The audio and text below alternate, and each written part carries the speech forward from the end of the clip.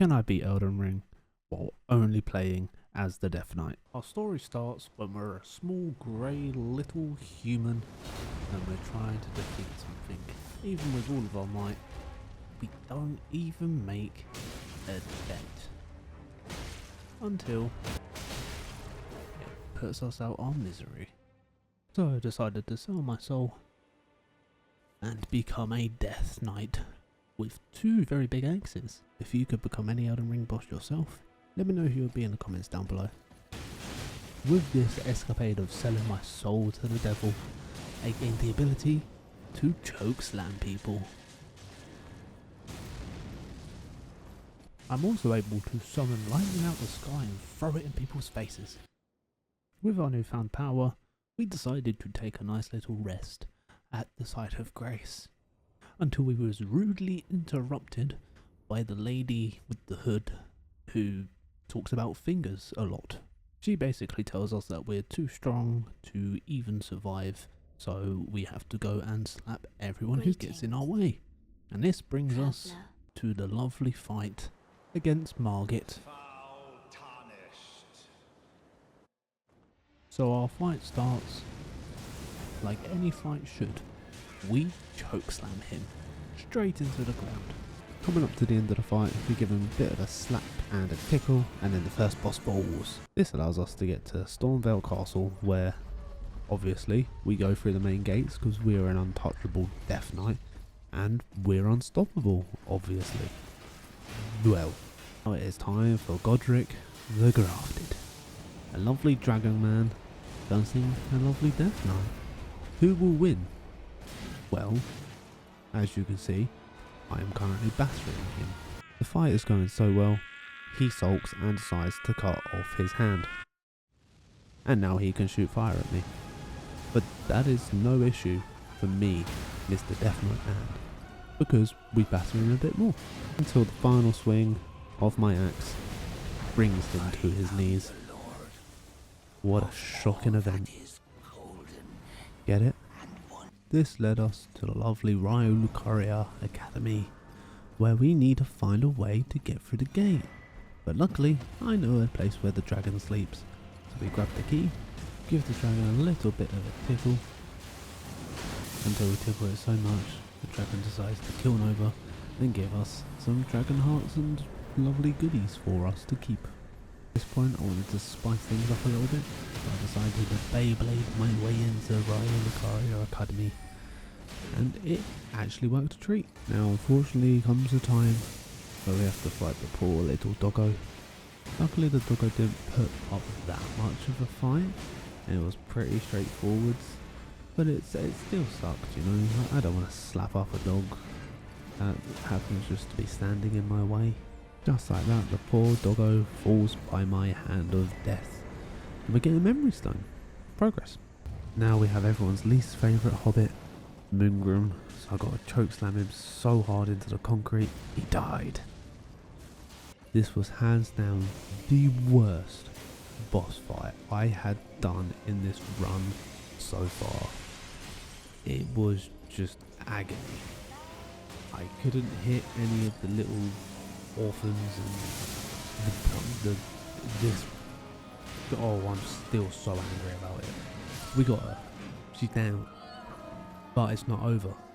Because now we have her in her all-powerful Super Saiyan 4 state. So I chokeslam her to stop her from talking to me. And she falls and I get the last laugh.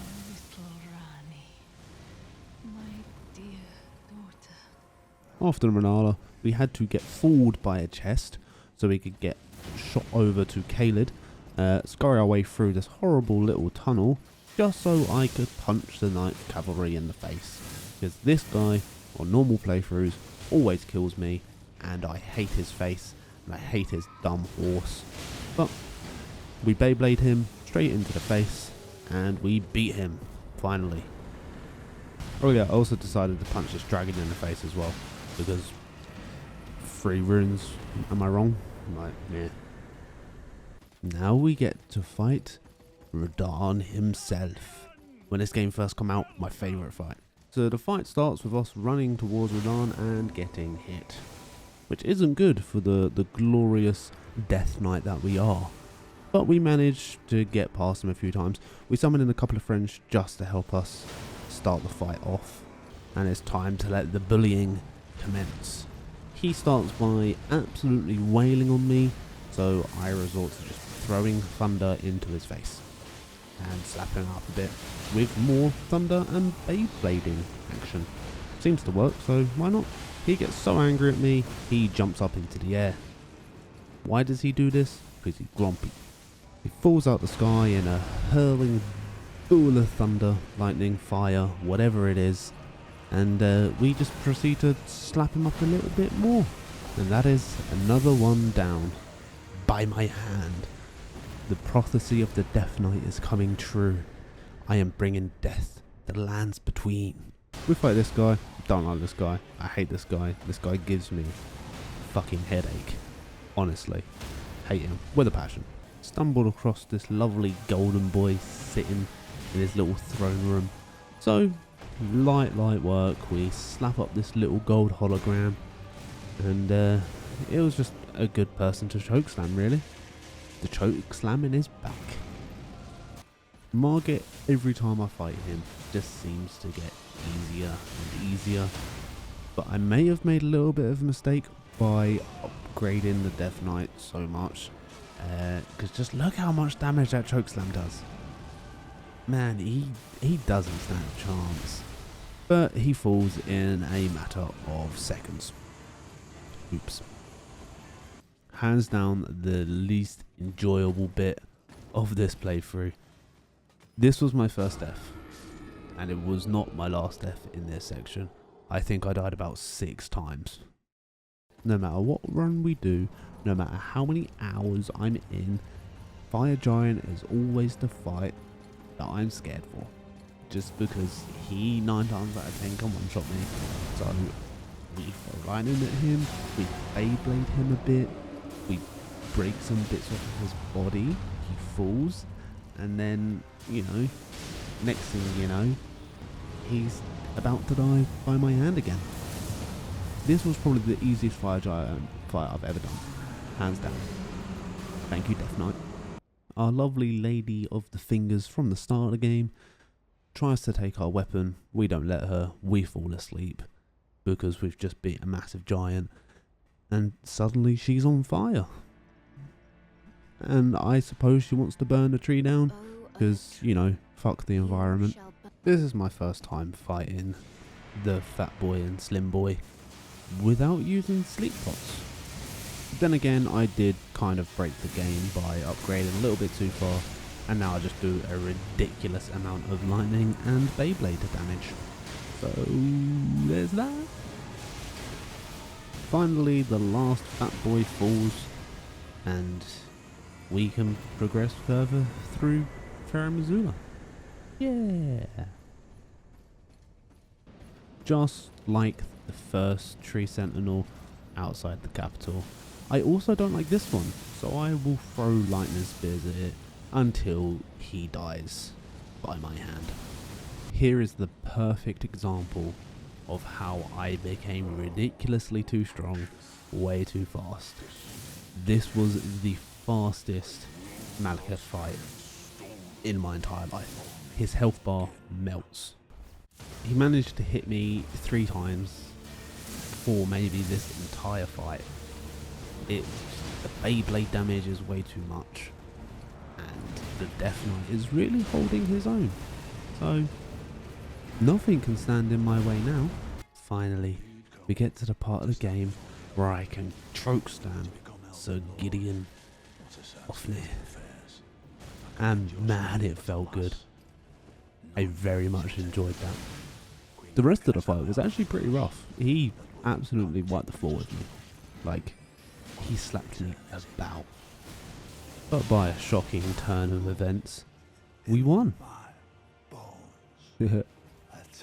Mr. Golden Boy is no longer golden, he is fully coloured in, and he has the same moveset. Who would have guessed?